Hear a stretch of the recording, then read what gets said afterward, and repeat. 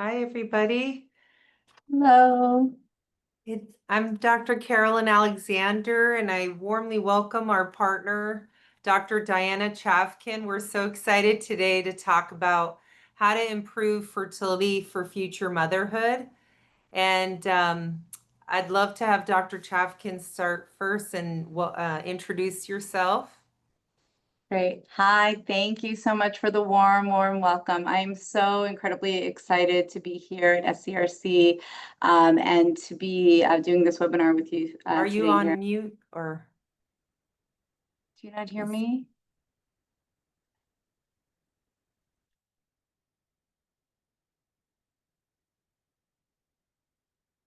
Sorry, do you hear me? Yes, we can hear you, Dr. Chavkin. Okay. Sorry about that. Anyway, so I'm so incredibly excited to be here at SCRC and so excited to be here with you, Dr. Alexander, doing this webinar. It's just been such a pleasure. I joined SCRC about a week ago. I've been in practice for about 15 years now, in LA about 10 years. And I'm just so excited to be part of the SCRC team. And just to introduce myself, so I'm an RE. I specialize in third-party reproduction, reciprocal IVF, IVF protocol optimization, and infertility related to DOR and unexplained infertility. I'm from New York originally. I went to Columbia for my undergrad. I went to NYU for medical school, and I did my training at the University of Pennsylvania. Like I said, moved out here about 10 years ago, and I'm just so excited to be here, to be practicing in LA. Wonderful. We're so happy to have you. I feel like we're spirit animals. We get each other, like we have a similar sort of sense of humor too. Yeah, I'm absolutely. I'm Carolyn Alexander. I'm one of the fertility doctors here too. And I was in academic medicine at Cedars for many years and have been proud to be a part of SCRC for many years. All my research originally was on polycystic ovary syndrome and understanding recurrent pregnancy loss as well as adrenal hyperplasia. And then now here I've been more focused on optimizing egg freezing as well as IVF patients and third-party reproduction as well. And I do see a lot of oncofertility, so patients facing cancer who want to freeze eggs or embryos or free sperm. And I hope if you have questions, please feel free to put them in the chat. We're happy to answer them and we're happy to think things through together. I think that's the beauty of what we do is every case is very specific and we really try to help every individual to the best of our abilities. And that's really been the joy of the job. So next slide. So at SCRC, our lab started in 1999. Our embryologists, we love them so much. They work really hard every day here with us. We work closely with them. It's an on-site embryology team. We have a sister embryology lab in Santa Barbara. It's an identical setup. It's beautiful there too. And we have an office in Ventura and Pasadena where patients can get monitoring and it's easier for them if they live near there. And then they come to Beverly Hills or Santa Barbara for the egg retrieval or embryo transfer. We keep the eggs and embryos here on site. A lot of people ask us that question. And we have embryos that have been thawed many, many years later and eggs that are 14-year frozen healthy babies, which is a testament to the team in the lab. They're very dedicated. Next slide. In terms of our lab, we have a certified director, double witnessing verification, so two people verify everything. We were one of the first places to do vitrification for the blastocyst, which is the embryo, and biopsy for PGTA or PGTM, and we can go into that in a little bit. We have an embryoscope, which is morphokinetics, that looks at analysis of 1,000 data points of the embryo as they develop. And sometimes when we're blessed to have many good embryos, the embryoscope data can kind of differentiate each of the embryos. So we could optimize which one has a better chance to implant. It doesn't change the genetics, obviously, because that's the destined complement of chromosomes. But what it does is help us kind of figure out together with the embryologist which embryo could or may be a little optimal, better to implant. Next slide. Today, we're going to focus on what can affect your fertility, patient evaluation, the holistic approach, treatment options. You'll meet our team, and then questions. Feel free to put them in the chat, or when you have an appointment with your doctor, we could, everyone can answer any questions available. We work as a team here too. Next slide. Dr. Chavkin. Great, thank you.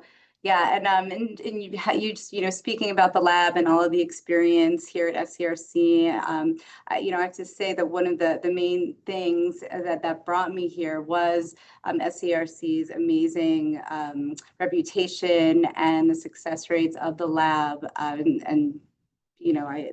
it's very well renowned, and so I'm very happy to be here because of all of that.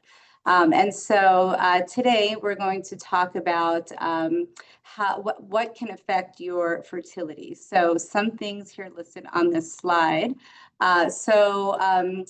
So age, we'll talk about different medical conditions. We'll talk about some gynecologic issues and lifestyle. So age is a big one. We know that women are born with all the eggs that they'll ever have. And as women get older, they not only lose eggs in number, but eggs decline in quality, meaning that the chance that an egg will have a chromosomal abnormality in it will increase over time. And so the combination of that makes it such that a woman can have a harder time getting pregnant as she ages, but she'll also have a harder time having a successful pregnancy, meaning she'll have a higher chance of having a pregnancy that's potentially chromosomally abnormal, and therefore a higher chance of miscarriage. And so age is, unfortunately, just the fact of life, and that a woman's fertility will decline over time. Now, this isn't, anything to panic about, and it's not an on-off switch that, at a specific age, all of a sudden there's, a specific downward spiral in terms of fertility. It is for most women a progression over time. And it's something we're aware about it, and it's something that I know a lot of us here at SCRC, we're big proponents of thinking about fertility preservation, either in the form of egg freezing or embryo freezing, so that as a woman gets older, she has the option of having a child at a later age than she would have otherwise, because she potentially froze her eggs at a younger age or froze embryos at a younger age than the time at which she was going to use them.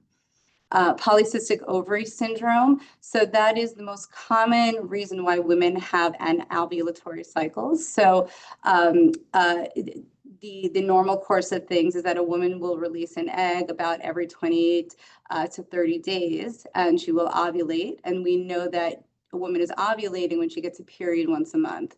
And if a woman doesn't get a period once a month, if she, skips multiple months, or sometimes there's heavy bleeding and then not bleeding for a while, we call that anovulatory bleeding, meaning she's bleeding and not truly ovulating. The most common explanation for anovulatory bleeding is polycystic ovary syndrome.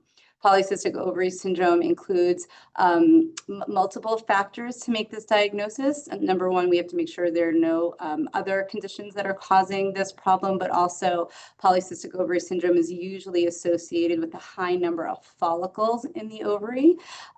So there are follicles. The follicles are the pockets of fluid that have the microscopic eggs. And so polycystic ovary syndrome it consists of a situation where a woman will have lots of eggs, lots of follicles, but they're not being released regularly. They're not being released once a month. And so that is associated with the irregular bleeding. And of course, if a woman isn't releasing an egg and ovulating, well, then she's not going to be able to get pregnant. And PCOS, like I said, is the most common reason why anovulation occurs. Polycystic ovary syndrome is also associated with sometimes elevated weight, elevated BMI, and so that's something we need to look out for as well. because there are modifiable things we can do to potentially push someone into a situation where maybe if her weight was elevated and she was having symptoms of PCOS, if she can lose some of that weight, well, then we can get her into a situation where she might ovulate regularly, even if she does have PCOS. Endometriosis is a condition in which the cells that usually just line the uterus, so the endometrial cells, implant outside of the uterus, so in the pelvis, so either the fallopian tubes or outside of the uterus. And that can cause, number one, pain. Pain with menses, but also pain throughout the cycle. But it can also cause scar tissue. It can cause cysts on the ovaries, and the structural changes that occur make it such that it can be harder to conceive if there is scar tissue potentially in the fallopian tube or around the fallopian tube. And also the effect of the endometriosis on the ovary itself can cause a lower ovarian reserve situation. Certain medical conditions like metabolic syndrome, diabetes, thyroid disorders, those all can also impact a woman's ability to conceive. And so all of those things need to be tightly controlled and regulated, just to make sure not only that she can conceive, but also that when she gets pregnant, she'll have a healthy pregnancy. Unfortunately, a lot of medical conditions that, may be somewhat okay before pregnancy, sometimes in pregnancy, because of the stress of pregnancy, can really tip the situation such that medical conditions can get worse in pregnancy. So we need to make sure that they're all tightened up and optimized, and the health situation is optimized prior to pregnancy to get pregnant and also to have a healthy pregnancy. Cancer treatments. So, it's been amazing. Our field of oncology in general, it's so amazing to live in a time now where, people can get a cancer diagnosis and still live a very long, beautiful, healthy life because of the treatments that are available now to people. So the advances in chemotherapy care, radiation care, in adjuvant and neoadjuvant care has been absolutely amazing and life-saving.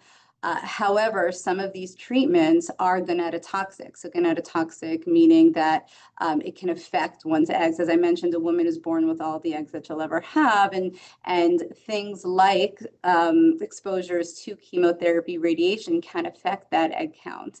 And so, although chemotherapy may be necessary to save a woman or a man's life, it can affect sperm count and can affect egg count.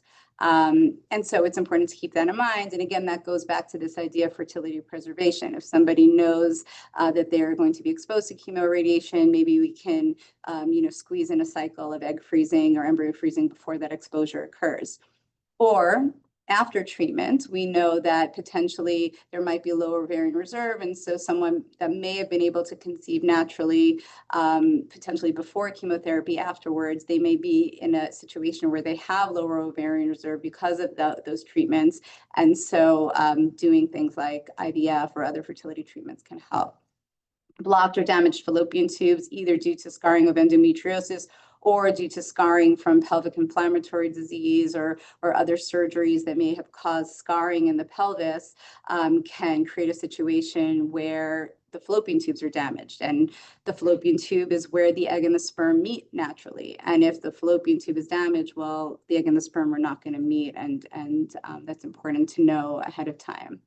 Lifestyle, I can't emphasize enough, lifestyle is incredibly important. And it's lifestyle, not just a month or two, it's a lifelong lifestyle. So things like exposure to toxins like cigarette smoke is a huge one.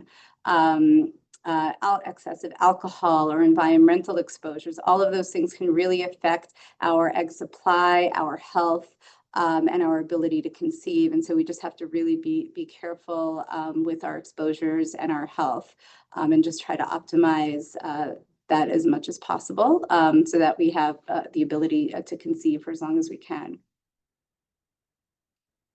Next slide. So the definition of infertility. So the traditional definition of infertility is that if a couple or a woman has been trying to conceive for a year, we say she has a diagnosis of infertility. Now that is generally thought of for women who are less than 35.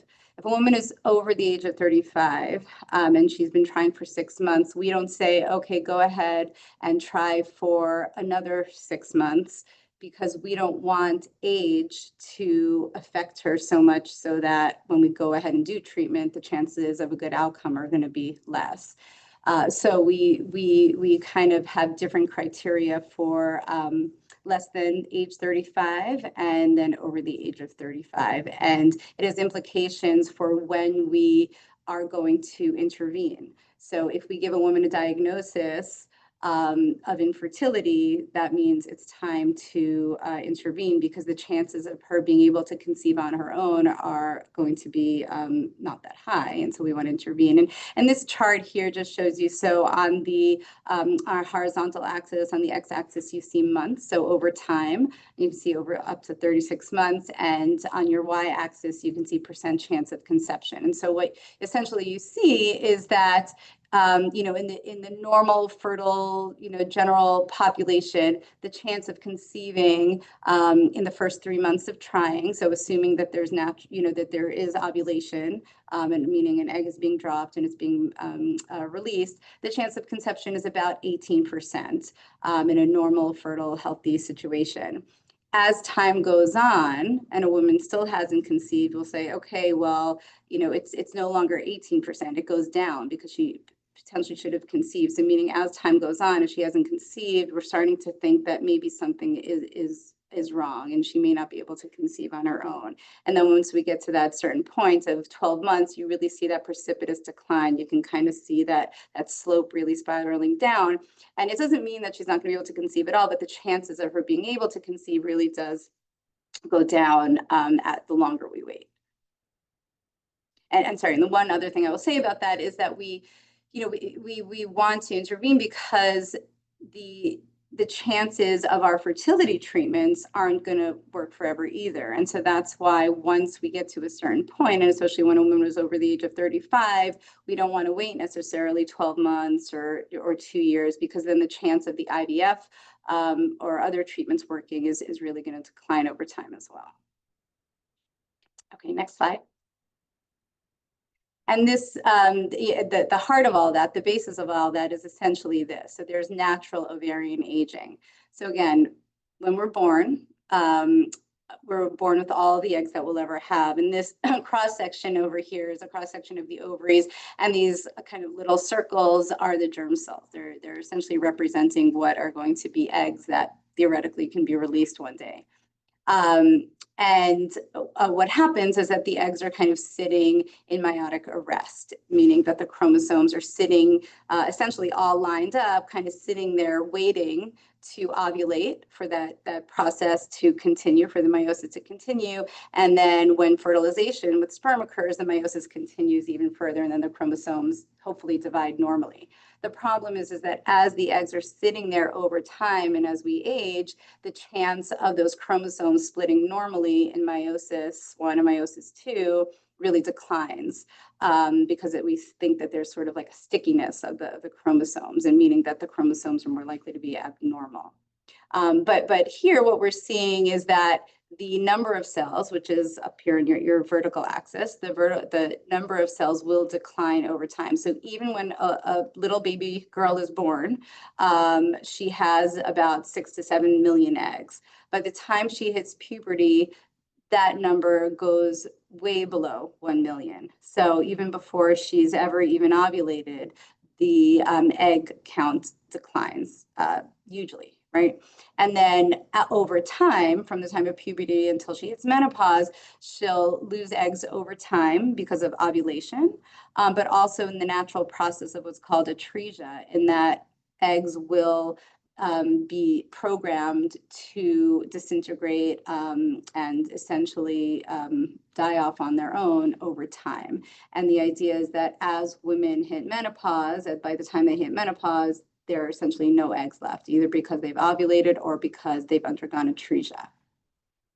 And then you can really starkly, you can see that in these two cross sections. So on the one side, you see the cross section of the ovary at birth with all these millions and millions and millions of cells, of follicles, and then at the age of 50, right, you see, you know, 1 or 2, or essentially 0. Okay, next slide. So age factor. So it's, you know, hate to beat a dead horse, and I don't want to stress anybody out. It really is, though, at the heart of kind of what we think about and what we do. In that here on one side, so you see age and female fertility. So on your y-axis, on the vertical, you see per month conception, per month change of conception, and then age in years. And so you can see as a woman ages, her chance of conception will decline. The other graph here is the percent genetically normal eggs by age group. And this speaks to why, again, there's a higher chance of miscarriage and also a lower chance of fertility, lower chance of successful pregnancy, in that the chance of the eggs being chromosomally normal will decline over time. Now, one of the good news here, good piece of information is that, you know, if we freeze eggs at a young age, the chance of the chromosomes being normal depends on the age at which we froze the egg, not the age at which the woman uses those eggs. And so a woman can essentially lock in her chance of having a genetically normal egg at the age at which she froze those eggs. And as the eggs are frozen, they don't degenerate or disintegrate over time, and they don't undergo chromosomal changes as they're frozen, which is good news. Okay, I think that's it. Yeah, next slide. Thank you. So what is polycystic ovary syndrome? I kind of touched on it a little bit before. So it's the most common hormonal disorder in reproductive aged women. It's very common. Approximately 1 in 10 women have PCOS. As I had mentioned, it's the most common cause of irregular menses and ovulatory infertility. It's defined by ovulation dysfunction and androgen excess, and that can be either clinical androgen excess, so potentially male pattern hair growth, you know, either on the face or in the arms. It can also be elevated androgens as seen in blood work. And just to, you know, be very clear, this is not at the level of what you'd see in a man, but it is higher than what we would see for the average woman. And it has to do with the hormonal dysregulation.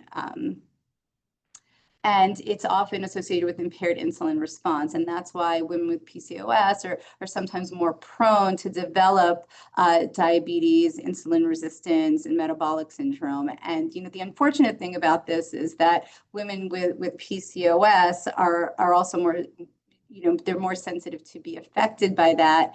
And the effect of it is more likely to be more severe. So, you know, they have to, and it's also sometimes harder for women with PCOS to actually lose the weight to put them in that better prognosis category. So they have to, you know, sometimes I think seeing a nutritionist and being just hyper vigilant can really put them in a much better place. And like I said before, can even swing somebody who has been anovulatory into an ovulatory state just by losing the weight. Although it's honestly probably one of the hardest things to do, but worth the effort. Next slide. Endometriosis. So endometriosis, again, is where the cells that line the uterus, so the endometrial cells, get developed in other places. So a normal uterus has the endometrial cells, the uterine cells just lining the uterine cavity.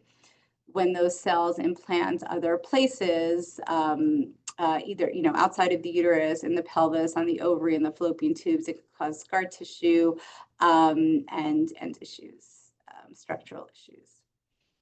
Next slide.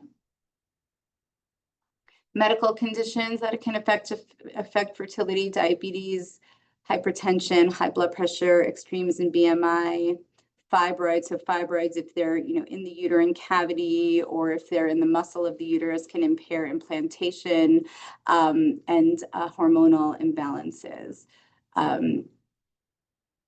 And as I had said before, it's not just about getting these medical conditions under control so a woman can conceive, but it's also so that she can have a healthy pregnancy and a healthy baby and a healthy delivery. Next slide. So fertility preservation options for cancer patients.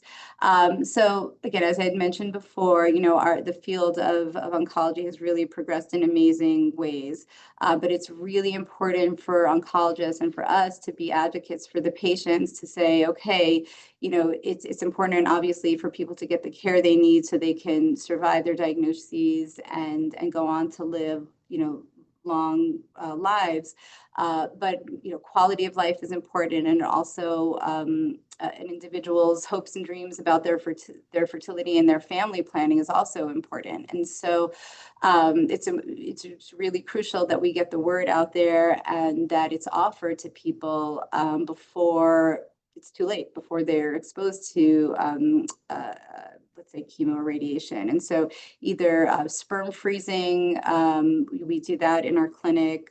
That's usually one of the easier things to do out of all of these options. We'll sometimes have men come in before they're going to get their chemo radiation. We usually have them come in a few times to produce as many samples as theoretically they can, and that sperm can stay frozen. It stays frozen with us, and whenever they want to use that sperm in the future, we can thaw the sperm, we can thaw portions of the sperm, so that we can use them. Usually, because the amounts of sperm that we have, it's not an endless supply, it's a finite amount. So a lot of times we'll want to be really conservative with that sperm, and doing IVF is usually the most conservative approach rather than using it for an insemination. But that would, potentially be a conversation.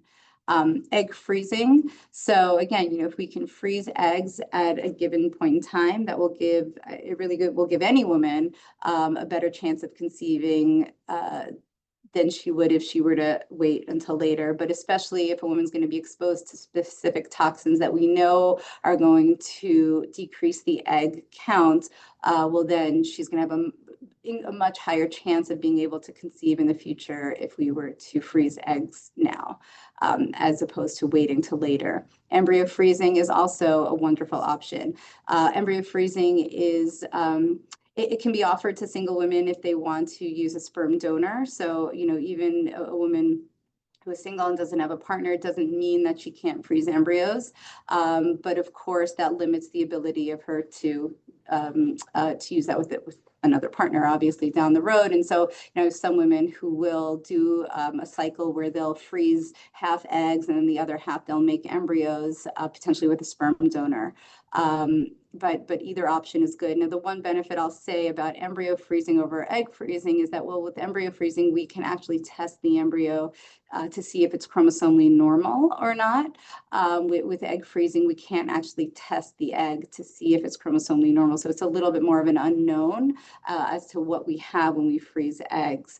But of course, it's a very, it's an in-depth conversation, and it's a partnership in terms of coming up with the right decision for that given situation.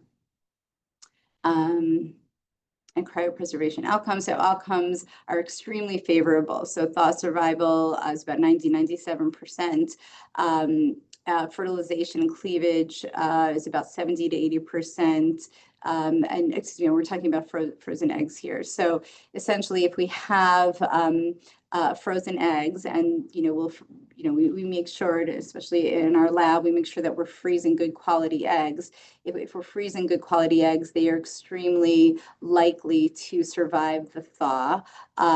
Fertilization rates are also very high, about 70 to 80%, and implantation rates are about 20 to 40%. But again, depending on whether the embryo is chromosomally normal or not. So if the embryo is chromosomally normal, yeah, we know that it is from a given frozen egg situation, well then, in my opinion, the chance of pregnancy and successful pregnancy is essentially equal to if you got that egg from a fresh egg. And we know that approximately 6,000 babies are born. We know that there's no increased risk of maternal fetal complication and no increased risk for aneuploidy or malformation. And essentially, we say there's about a 10% clinical pregnancy rate per thawed egg, but of course that varies by the age at which the woman froze her eggs. So outcomes are good. Sperm freezing. So couples or an individual man may want to freeze sperm due to upcoming, let's say, cancer therapy, military service that may deploy him or her for prolonged periods of time, potential occupational risks that they know may be that they may be exposed to, or other personal reasons. So we would do routine screening for infection just to make sure that we got appropriate STD screening at the time that the sperm was frozen, so that we know that it was safe to use. We can use a semen sample by having the man ejaculate, or we can do surgical sperm extraction if he's unable to ejaculate. Our lab here will evaluate the sperm for quantity and quality. The sperm will then be frozen, and then the sperm can be stored indefinitely. There's no expiration date, and we don't find that sperm that's been stored for a longer amount of time has any less viability or any less success than sperm that's frozen for less time. Okay, next slide.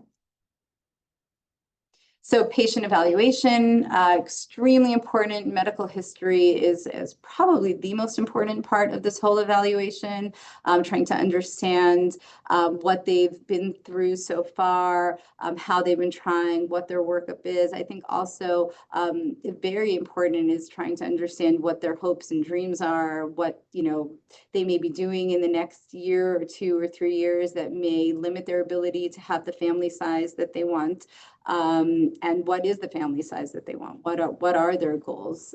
Because sometimes, a woman or a couple may come to me and say, okay, we're trying to conceive, we want to have a baby. I think one of the most important questions is, well, how many babies do you want, right? How many children do you want? Because we have to think about that. If a couple is having trouble conceiving their first child, but they know they want 2 or 3, our goal has to potentially do something to increase the chance that they could have the family size they want. And that might mean freezing some chromosomally normal embryos so that we're not just focused on the first child, but having enough embryos that are normal frozen for later, because things don't get easier over time. Physical examination is extremely important. A lot of things come up. So, people sometimes aren't necessarily so good about seeing their primary care doctor or their general OBGYN, but they know they want to have a baby and they come to us. And sometimes when they come to us, we actually, diagnose diabetes. We diagnose thyroid disorders. We diagnose, we get a clue that there might be lupus or what have you, right? There might be medical conditions that have gone undiagnosed and they come to see us focused on fertility. We see them and we see, wait, there's a bunch of other things going on that need to be addressed, which potentially are affecting their fertility and definitely affecting their health. And so it's crucial that we think about that and we pick that up a lot of times in physical examinations. Diagnostic testing. So I usually kind of break it down. Well, you need an egg, you need a sperm, and you need a way for them to meet. It's kind of very simple. And the sperm part isn't that complicated. So usually we'll recommend a semen analysis as a basic way to look at the count and the quality, make sure that there is sperm there, right? Sometimes men can be ejaculating and they're ejaculating semen, but sometimes there's no sperm there. So it's very crucial. We just make sure that there is some sperm there and that there's enough. Assessing a woman's eggs is extremely important. And one of the most important ways to assess a woman's eggs is actually medical history. So if a woman tells me that she's not on birth control pills and she's getting a period essentially every 28 to 30 days, I can basically say with almost 99% certainty that she is ovulating. So that's really important. But some other diagnostic testing associated with egg supply has to do with AMH levels, hormone levels. FSH is another hormone test that we use to assess ovarian reserve, and looking at follicles, so a follicle count in which we'll do an ultrasound to look at the follicle. So the follicle counts and the follicle number that we see at any given point, usually at the beginning of the menstrual cycle, gives us some indication of what her ovarian reserve, what her egg count is. and doing things to evaluate the fallopian tubes to make sure that there is a way for the egg and the sperm to meet. Hysterosalpingogram is an X-ray dye test where dye is injected into the cervix, into the uterus, pushed out through the fallopian tubes to make sure that the fallopian tubes are open. Anyway, we collect all of this information and then we put it together and come up with a plan. Next slide. So this is some of the diagnostic testing that I had mentioned. So AMH, anti-Müllerian hormone level, and then FSH and estradiol. So AMH is one of the newest, best developments in the fertility world over the past 10 years or so. So AMH is a hormone. Essentially, we think of it as a hormone that's in the woman's body, at least, is secreted by the follicle, by the cells that surround each follicle in the woman's egg, so in the woman's ovary. So essentially, the more eggs a woman has, the more follicles she has, the more cells she has that are secreting this AMH. And so AMH has become this really great way to understand what a woman's ovarian reserve is or what her egg count is. And we know that as a woman ages, she'll have a lower ovarian reserve and a lower AMH. And we essentially, we don't say, oh, that AMH is normal, that AMH is abnormal. They're essentially age-based averages that are supposed to be essentially normal or on average for a given woman's age. So at the age of 50, it's actually normal for an AMH to essentially be 0 because at that age, essentially she has no eggs left, right? And so her AMH should be 0. And then it kind of goes up as you go down in age. So at the age of 40, essentially an AMH on average is around 1. At 30, on average, it's around 2 or 3, right? And as you get younger, you get higher in AMH. And so if I see a woman and her AMH is potentially less than I would expect based on her ovarian, if her AMH is lower than I'd expect based on her age, well, then that potentially can help to explain the infertility if she has lower egg counts. The FSH and the estradiol, also that's a hormone, that the FSH is a hormone that's produced by the brain in response to the follicles that are developing. So there's this negative feedback loop in that the more follicles there are, the more estrogen there is, the lower the FSH. And so when the FSH is high, that's essentially an indicator that the brain essentially has to scream louder at the ovaries to get to work. And so a higher FSH is usually representing the fact that there is a lower egg supply. The issue with the FSH and the estradiol level is that that's very dependent on the time of the cycle, and it can't usually be done while a woman is on birth control pills. AMH is a little easier because it can be done at any point in time of the cycle, of the menstrual cycle. The ultrasound over here also, this is a picture of the follicles. So these black circles, I don't know if you can see them, but the black circles on the ultrasound, that represents a follicle. So again, a follicle is a pocket of fluid that has the microscopic egg in it. We can see these follicles on ultrasound, and we use the ultrasound to give us some sense of what the follicle count is, what the ovarian reserve is. Next slide. So the HSS, so the hysterosonogram or the sonohistogram or the SAS, so there's so many words for this. It's basically a water ultrasound. It's basically an ultrasound where we take saline or salt water, and we put it into the uterine cavity. It's usually an office test, meaning you're awake for it. It's not usually very uncomfortable. We do it here in the office. What we do is we fill the uterine cavity up with a little bit of fluid, kind of like a balloon, and that helps distend the walls of the uterine cavity.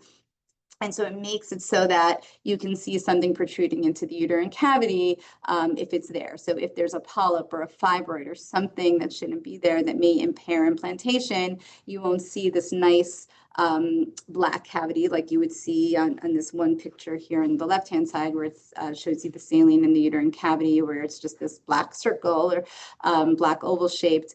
On the right-hand side, you see kind of something protruding in there, and that's either a polyp or a fibroid, but that can easily be removed and then definitely improve the chance of a woman conceiving because that gets out of the way and then the embryo has room to implant.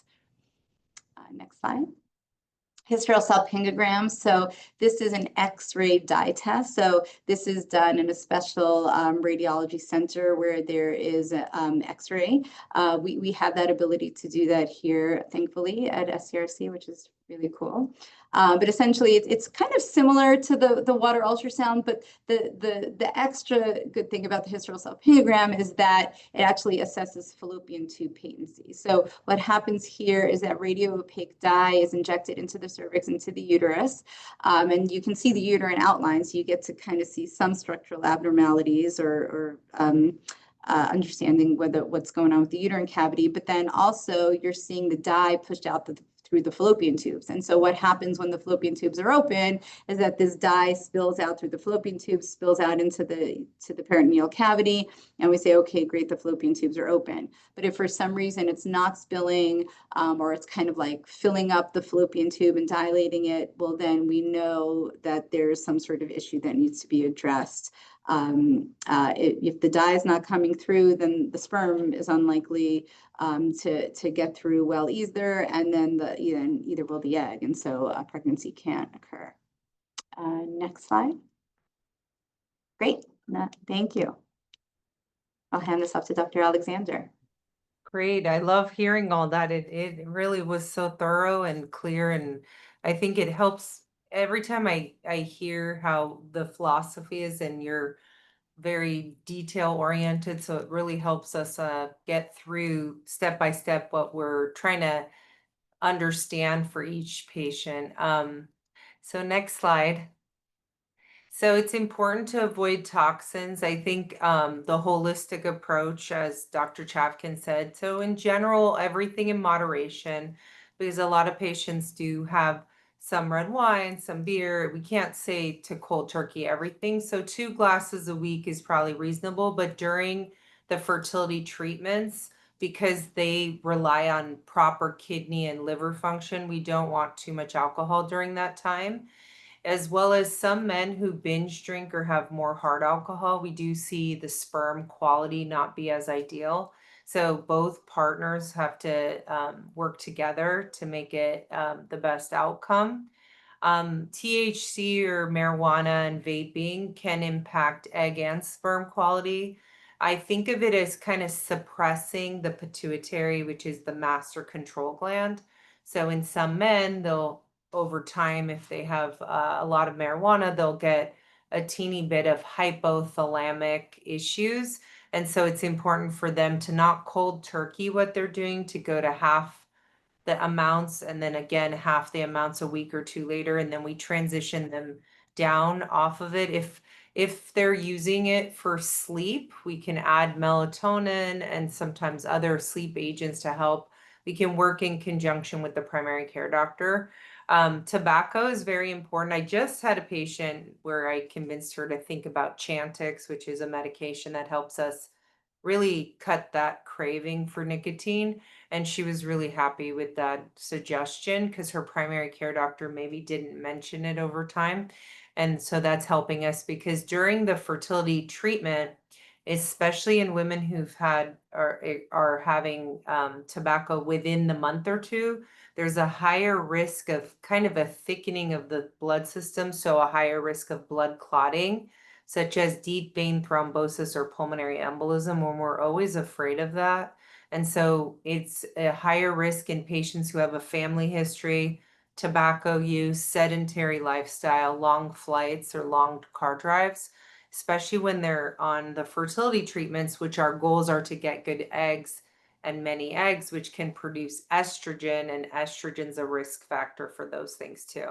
So it's not just tobacco, because tobacco's bad and has a risk for cancer and everything like that. It has bigger ramifications for what we're trying to protect you from too during the fertility options and treatments. So next slide.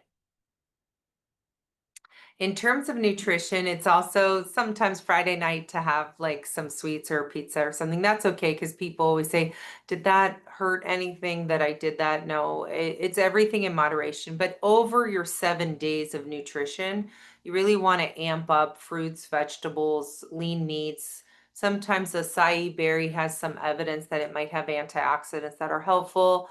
Some patients who are vegan, we have a discussion with them about certain vitamins they may be like lacking just from the vegan diet. So we could talk about it, but we tend to tune in. One of the chat questions was, are there specific fertility nutritionists? I think there are, but what's important is just over the few months before fertility treatment, and when I was going to start to try for my second child, I was really focused to try to get back to my pre-pregnancy weight and really amp up my cardio, because I think I was really focused on work and breastfeeding and everything like that. So I think it's important to recognize that nutrition, exercise, getting back to your ideal body weight, if that's an issue. If it's too thin, when the body mass index is less than 18, it's also a little harder to ovulate.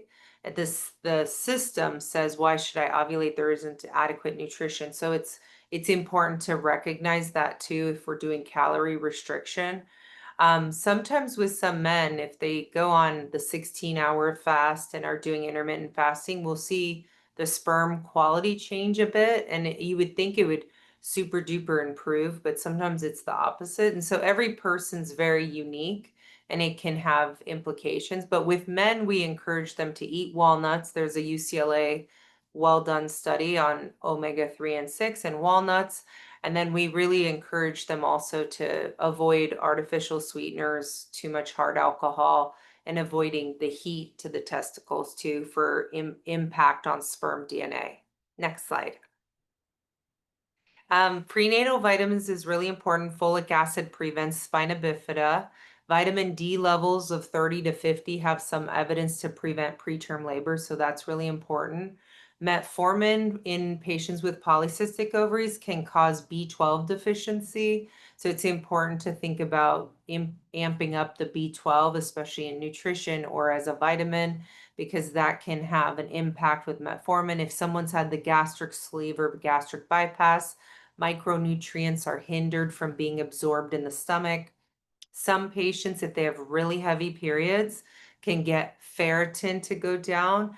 And we found that the embryos implant at a higher success rate if ferritin's over 10. So sometimes we work with your primary care doctor to improve your ferritin to get it better. CoQ10 has an interesting mechanism. It improves mitochondrial function. Sometimes when we're older, you can have many mitochondria in the egg, but they don't function as well.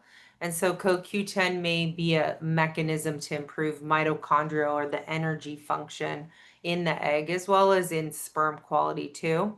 And vitamin D has anti-inflammation. And a lot of patients with endometriosis or PCOS may have very low levels of vitamin D. And so it's important to think about that when you're preparing for pregnancy too. Next slide. So there's always hope. I always believe there's a golden egg for everyone. And so I think that helps us stay focused on the goal. And so trying to keep a positive mindset. We work closely with our teammates here. It's a collaborative effort. We talk to the embryologists a lot.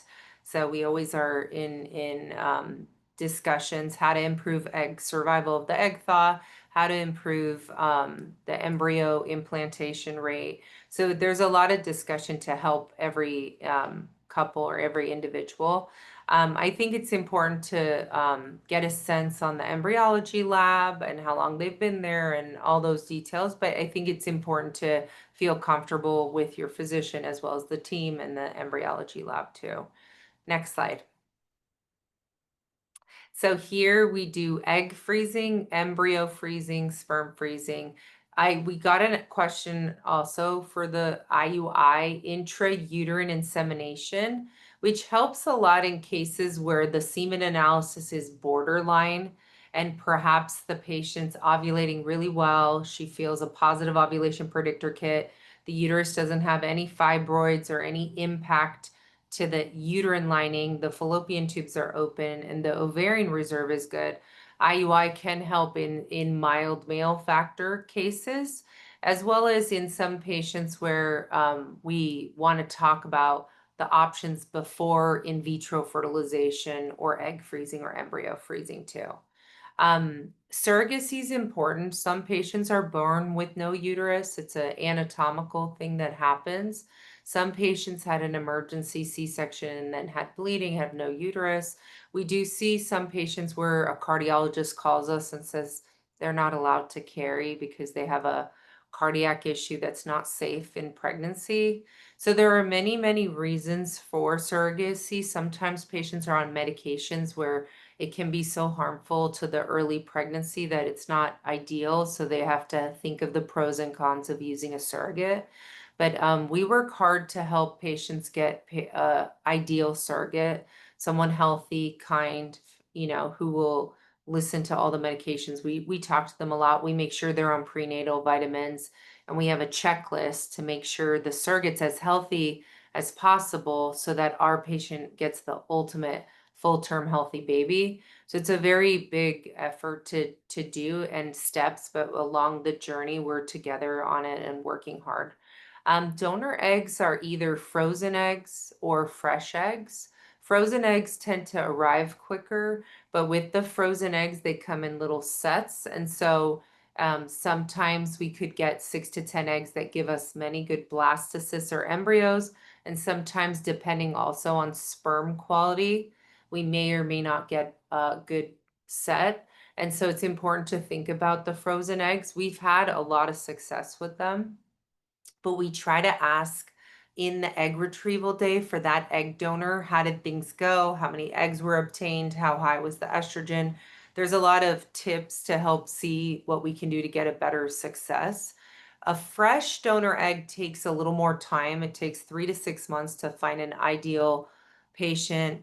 We look at genetics, which is really important. So the male could carry, let's say, sickle cell traits. We have to triple check that the egg donor doesn't carry sickle cell trait or hemoglobin C or thalassemia and things like that. We also make sure that the egg donor's healthy, on vitamins, her egg supply and egg quality levels are good. Usually most of them are age 21 to 29, so they're pretty young. And we tend to try to avoid hyperstimulation syndrome in them because that gives us better egg quality. And then with sperm donors, we work with anonymous sperm banks or directed sperm donors where it's someone you may know but are not sexually intimate, and that's called a directed sperm donor. We really want to make sure he's also having a healthy vitamin D level, avoiding marijuana, tobacco, hard alcohol, those types of things. So I usually, if it's a directed donor, I'll sit with them, have a heart-to-heart talk about strategy. Sperm takes about 72 days to build up. So if the man is on certain medications such as Rogaine for their hair or Propecia and things like that, we have to tell them to please transition off certain medications so that we can get a better sperm outcome for especially a donor sperm or a partner sperm. Next slide. So intrauterine insemination, we bring the patient in on day 2 or 3 or 4 of the menstrual cycle to count the follicle count, as Dr. Chavkin mentioned, and look at the uterine lining. This is after we've already prepared a lot of tests called the checklist, which is ideal thyroid level, prolactin, vitamin D, make sure the fallopian tubes are open, the semen analysis is healthy. And then we bring you back a few days later, around day 7 or 9, so that we don't miss when you're going to ovulate, because some patients may ovulate earlier or later. And so we decide which protocol is going to help super ovulate or help ovulation induction. And we monitor you. And then there's something called the HCG trigger shot that helps loosen the egg from the sidewall, and it helps mature the egg. So when it ovulates, 36 hours or so, we usually do 35 to 38 hours, we place the sperm in. Causes a moment of a cramp. You're here for quite some time because you have to lay there for a bit. And we place the sperm carefully to the top of the uterus. And then we have you start progesterone usually a few days later to help support the early pregnancy. And a pregnancy test is 2 weeks later. The success with IUI can vary depending on your age, your AMH, your FSH, the sperm quality. And typically after 3 tries of IUI, the success starts to plateau. So we would have a discussion of what to do. Some patients who are using donor sperm and have never tried to be pregnant, they ask us, do I have to do the fallopian tube evaluation? It's a bit uncomfortable and cost factor. We don't have to do it, but we have had cases over many, many years of doing this that you do 3 IUIs and then figure out the tubes aren't necessarily open or patent, and we wished we had done the test sooner. So it's important to weigh the pros and cons of any test we order, and it's a team effort, like Dr. Chavkin mentioned. It's really a group discussion and trying to optimize you. Next slide. So for the egg retrieval, it tends to take us a month to prepare you. So prenatal vitamins, vitamin D, make sure your vitamin D level is optimized. Make sure your thyroid's not off. Make sure you're up to date with your pap smear. If you're over 40, it's important to think about a mammogram or breast ultrasound. If you're under 40 but have a strong family history, we still try to think about it together, what to do. A breast ultrasound's not no radiation, so it's good to think it through before you're going to take fertility medications. They've been around since 1970. The medications are called follicle stimulating hormone and luteinizing hormone, and they work together to tell the follicles, instead of ovulating the one lucky egg for the month that you were going to potentially ovulate, we tell all the follicles, okay, guys, we're trying to get a group of follicles together in synchrony to ovulate. You can feel breast tenderness, headache, mood swings, thirsty, constipation sometimes. So think about magnesium or a stool softener like Colace. There's about 5 or 6 important visits. We open at 6:30 in the morning. And so some patients want to get in, get out. We can watch the images. And so then we talk to you on the phone. Hey, we looked at all the images. This is what you should do. Or it's growing really well, or the follicles are hindered and we need to think about what to do. So there's a lot of discussion during the 10 to 12 days of FSH and LH and hormones. We really want you to eat a lot of protein, take walks, no vigorous exercise because the ovaries can turn on the blood supply. That's called torsion. And it doesn't happen frequently, but it's always on our radar. So it's important to not have jarring activity. We don't like any unprotected intercourse during the shots too, because we don't want sperm anywhere near 5 to 20 potential eggs. So we don't allow that. And then there's an important trigger shot. It's the most important shot of the whole thing. It can cause hypoglycemia, so make sure to have some orange juice or trail mix ready. That night is timed to when the egg retrieval is. On the egg retrieval day, no food, no water, no vitamins in the morning. If you're on blood pressure medication, we encourage you to talk to the anesthesiologist to discuss, do you take the labetalol, nifedipine or not? And we can talk about it. That morning, we'll give you an IV and then a little bit of medicine to relax you so that when you start to fall asleep with the propofol, which is IV, we can carefully with a thin needle get each follicle to drain, and the egg has loosened up from the sidewall from the trigger shot, and we carefully get the egg out. The day before the egg retrieval, we check LH, HCG, progesterone, depending on which type of trigger shot you took. And we want the LH over a certain value, progesterone over a certain value, HCG over a certain value, because we have targets that prove that you absorbed the trigger shot well so that the eggs can really pop up and develop. So when the egg retrieval is happening, we know in our hearts that your trigger shot was absorbed properly. We have had patients over the years say, I spilled some, I didn't take it all, I didn't take it at the right time, but it's one of the most important shots of the whole 10 to 12 day process. And some patients take longer days, but that's the average of the days. The 7 days after the egg retrieval the most common phone call is constipation. Some people feel headache, mood swings, you might feel out of sorts a little bit. And so just think 7 days and it tends to feel better, but really not to do vigorous exercise or intercourse for 10 to 14 days, depending on what your doctor recommends. It's important to also, during the process, if you feel any symptoms, let your team know. Because I think a lot of our patients say, I always felt like really open to tell you everything. I felt like I was you know, this or that, whatever symptomatology, we'd rather know. So if you have asthma and it's getting exacerbated, tell us right away. If you have rheumatoid arthritis and you're feeling something, we'd rather know because we can titrate the medications and jump in and help in any way possible too. The period that happens 10 to 12 days after the retrieval is pretty heavy and crampy. It's a little more exacerbated than your usual period. And if you've been on the birth control pill, you could go back on the pill, but you have to ask your doctor too. And then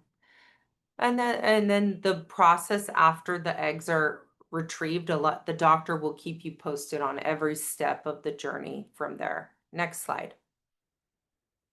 Oh, so this is a really nice picture. This is the vaginal ultrasound with the thin needle, and the needle carefully goes into each circle, which is the follicle there. And a lot of people ask us what's in the fluid of it's mostly protein, albumin. So that's why I encourage eating lots of protein and antioxidant rich foods. And then the egg is smaller than a grain of salt. And so they carefully clean off the egg. They'll either freeze that egg or fertilize the egg. Next slide. Oh, the embryo development's so beautiful. So the egg is one cell. It's the largest cell in the human body. We gently place the sperm in with either intracytoplasmic sperm injection or inseminate the egg with 20,000 sperm in the dish. And the next morning, we're hoping to see 2 pronuclei, which is the first moment of fertilization. Then over 7 days, we watch the embryo till the 7th day midday, and we can watch the embryo develop to what's called the blastocyst, which has the inner cell mass and the trophectoderm, the outer rim. And they get a grade for the inner cell mass and the outer rim. And here's an image of ICSI. I don't know if you guys can see this, but it's pretty fascinating. So the egg is held by the pipette and perpendicular to the polar body. They immobilize the sperm and place the sperm into the egg. And then the next morning we know if it fertilized. Next cell. Next slide. Oh, this is morphokinetics. So this is an embryo. And initially, when this first came out, they could almost predict which embryo may or may not have a chromosome problem. We do take a few cells off the outer rim of the blastocyst. It's called a trophectoderm biopsy, PGTA, or aneuploidy screening. If you carry a gene such as the early Alzheimer's gene or both partners carry sickle cell gene, and we have to verify that the embryo didn't get a double copy, we would take the few cells. The DNA gets amplified, and then they check for 2 copies of each chromosome. Then they'll do a deeper dive with a genetic probe for the specific gene that may run in your family. We just had a patient too. I mean, we see any type of gene, but if it's a specific gene that you want us to target, it would only be testable if you or your partner had the gene. Because sometimes people say, yeah, this runs in my family, I want to check for it. We want to help and try, but that's not possible if it's polygenetic, where it's not a specific gene. Next slide. Oh, so here we're doing a promotion. I was really proud. On April 22nd, we did free AMH for a lot of patients came in to the first floor in our office, and we high-fived them. They were just empowering themselves to know what's my AMH. It's not a perfect test. It's used in conjunction with all the other ovarian reserve tests, how your periods are, and everything Dr. Chavkin kind of touched on. But I think it was nice because interestingly, a lot of the patients had really good AMHs. So that was a blessing. And then if an AMH is borderline or low, it's good to evaluate why and talk to your OBGYN and try to understand. Next slide. Welcome, Dr. Chavkin. We're so happy to have you with us. And it's such a joy to even, you know, like I said, I can't wait for a coffee tomorrow too. So Thank you. I think we Been- have some been great. questions. Our whole team is wonderful. Dr. Suri, Dr. Danzer, myself, Dr. Maxwell's in Santa Barbara, and Dr. Chavkin's here in our Beverly Hills office. And so everyone works closely together, but we take care of each of our patients, but we work closely. If there's a challenging case, we talk about it. We have an ethics committee we talk to the embryologists a lot. It's a very much a collegial group effort to help people. And then the questions, one of the questions was, how do you evaluate the fallopian tube? But it came up, maybe you would like to touch on that one if you, I don't know if you saw that question. Yeah, so I think it was one of the, how can I find out if my tubes are damaged from my endometriosis? So yeah, hysteral salpingogram would be the best test. So that's the X-ray dye test where, I mean, you probably come to see us first for an initial consultation. We'd have a whole conversation. And then one of the things we would send you for would be a hysteral salpingogram. Again, where they inject dye into the cervix, into the uterus. They watch the dye come out through the fallopian tubes, and then we'd get the images in the report, and we would discuss that with you. And not anything I would stress about. I wouldn't say that just because you have endometriosis, that means that your tubes are necessarily affected. Most women with endometriosis don't necessarily have tubal damage, but endometriosis is a risk for tubal damage. Something to think about. Yeah, let's see. And I think one of the questions also on here was, do you help with IUI? And you'd written, yes, definitely. So IUI is absolutely one of the first line treatments that we offer, as Dr. Alexander said, for mild male factor, as well as for unexplained infertility. It can be first line. One of the questions was about ovarian tissue preservation in prepubertal girls. They can do that at UC San Diego has a protocol, and I think they've had the cortex survive the thaw and make an egg, but we don't do that here. Yeah, and I think, and the question also is that she is 38 years old, is a healthy AMH, right, and interested in fertility preservation. I think we would say, a better option in that situation for fertility preservation as opposed to tissue preservation would be egg freezing and embryo freezing. I mean, at the moment, tissue preservation, although in theory, it's great. And I think one of the hopeful things about it is that maybe one day in the future, if we have tissue, then we can potentially get thousands and thousands of eggs one day from that tissue if we have that frozen. Or if you have the tissue frozen and then you transplant it back in your body later on when maybe you have fertility issues, okay, maybe you're in a better situation. But I think those ideas are a little bit unproven yet and somewhat experimental. But the egg freezing and the embryo freezing is the more tried and true fertility preservation, more standard of care options.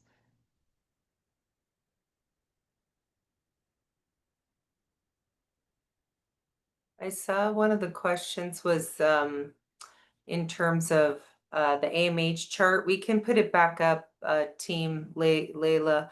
Can we put the AMH chart back up? Someone wanted to see it in more detail. Yes. Sorry if I went through that too quickly. Oh, no, I think it's always interesting to see him at that Yeah, level. no, the numbers are good to review. I mean, I think just the main take home point for that chart, though, is that, as we age, our egg number will decline and our AMH will decline, and they're essentially age-based averages. And so if, a woman comes in and her AMH is potentially lower than I'd expect for her age, well, then maybe we have to think about more aggressive, more a faster time course to treatment or potentially to fertility preservation. And I will say that, it goes for the reverse true. If somebody comes in and their AMH is potentially higher than you'd expect for your age, it doesn't necessarily mean, oh, okay, this person is not going to have fertility issues or potentially they shouldn't think about treatment. I actually think about AMH as a way to help me gauge what starting dose of medication to put somebody on to get the best outcome possible.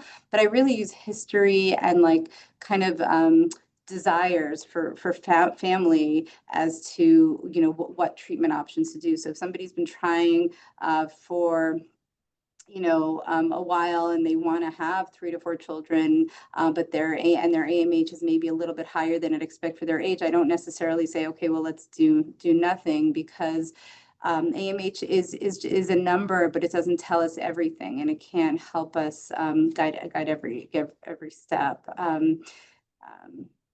So I think it's just important to kind of put that number into context. And the other thing Yeah. is also AMH, again, it doesn't tell us much about quality, right? The quality meaning whether the egg is chromosomally normal and whether that embryo is going to be chromosomally normal, that's determined based on age. And AMH, although a woman potentially, in her late 40s might have a high AMH, that's great because that tells us something about egg number, but we're concerned still about egg quality and the chance of eggs being chromosomally normal and therefore embryos being chromosomally normal and hence a successful pregnancy is not going to be very high as we age, even if the AMH is okay. Yeah, one of the questions was if they did the diagnostic tools before the visit.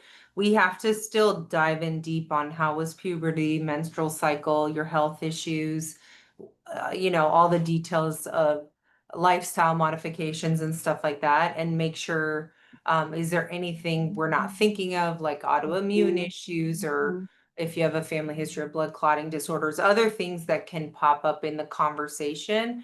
And then we make a treatment plan together, depending on your pre-testing that you've done. So you asked, what does the first visit look like if I've done all the tests?